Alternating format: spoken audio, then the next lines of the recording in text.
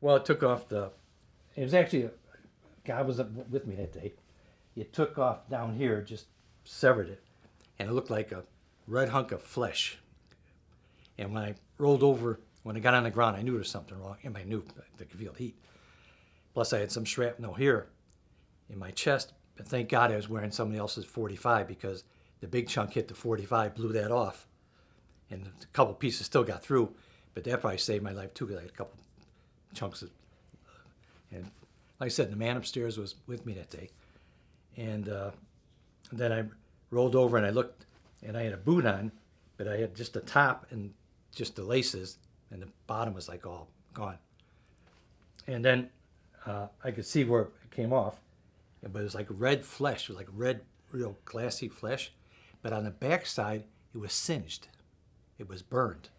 And I mean, again, because of sort of what it colorized it, I think the blast sort of closed it up. And it made a big, I think it helped stop a lot of bleeding. Because the heat just torched it. It was like, looked like a charcoal on one side. So where did you go? They medevaced me to the 24th medevac, I believe. Then I went to, I think there's an Air Force hospital there for 3 or 4 days. I think I was in Vietnam for about 30 days. But I was at the 24th medevac, and then they sent me, no, maybe 10 days. Then I went to Japan for 30 days. Then for 30 days I went to Valley Forge, and it took about a year before I started walking again. Because, yeah. Well, it's because prosthetics were real slow in those days. They didn't do it like nowadays. I'm in the Air Force hospital, and half my face was black from the explosion. I was like, black and white, and my eardrums were ruptured. But I could still hear on my left ear, and I'm laying there in bed, and I'm a little groggy because keeping on medication, and I hear, it's a toilet flushing. And I said, wait a minute, it's a toilet. So the corpsman going by, because he was, I think, Air Force. And I said, excuse me, was that a toilet? He says, yeah, like, what's the big deal? I said, would you make that noise again? And then I realized I went to high school with the guy. But I never saw him after that. So actually, I know I signed my retirement. They said I signed my retirement papers. I don't even remember being there, but I remember the first sergeant came in because they put me, after I was on the away from the hospital part, they put me like in a holding area with a bunch of bunks, like we we're back in the Army again. And I know why they do it. They want to keep you motivated. They want you to lay around, feel sorry for yourself. And the first sergeant came in, he says, what am I going to do with you? He said, you can't walk. He said, we're supposed to give you some type of duties.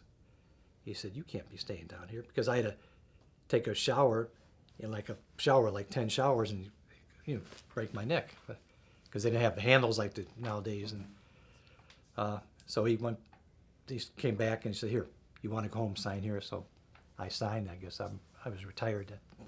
Part of the history of my paperwork, not catching up for a while. And then when I went home, it just wasn't a real good welcoming. Nobody cared. Not like today. So. Yeah, it was. Yeah. Not only did nobody care, but people were angry at our guys coming home. Well, and I'm on crutches, and you can see I'm missing something, and people don't get out of your way. I don't think there was a wheelchair in the hospital, in the airport, because I walked all the way. I don't know if it carried any anger. I'm glad now I served. Maybe it made me a stronger person.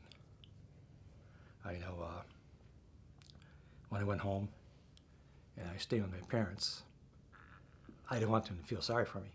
So I tried to get back on my feet, work, go back to school. I went out, party. I did everything because I don't want anybody to feel sorry for me. And that's one big thing. I talked to a lot of young guys today. Men and women have been wounded. And I say, don't rely on the government. Don't think you're going to get this big 100% compensation right off the bat. And you're going to get all this money and people want to do good things for you. Learn to be independent.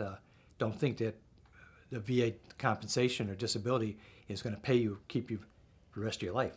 I said, you got to go back to school, get a job, because your disability is handy, but you got to get a pension, you got to get a career, got to get a job. And I think that's the one bad thing they're doing nowadays, is they're giving these guys tremendously high compensation for 3 or 4 years, and it makes them lazy, makes them dependent on the government.